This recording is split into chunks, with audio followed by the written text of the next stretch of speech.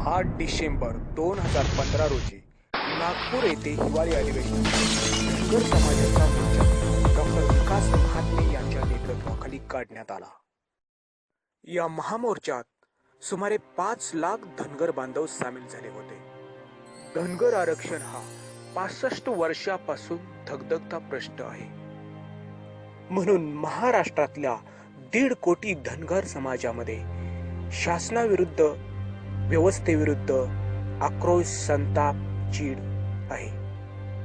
भारत देश स्वतंत्र झाला, पण धनगर समाज सामाजिक, राजकीय गुलामच राहिला. हे केवळ त्यांचे हक्क त्यांना न मिळाल्यामुळेच झाले.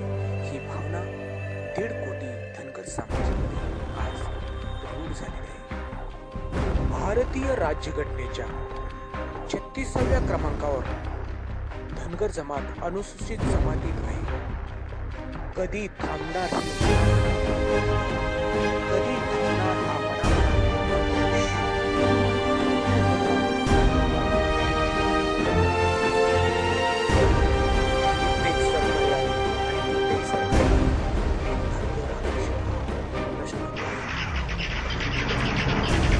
का प्रलंबित राहिला याची कारण आपण शोध घेण्याची गरज आहे.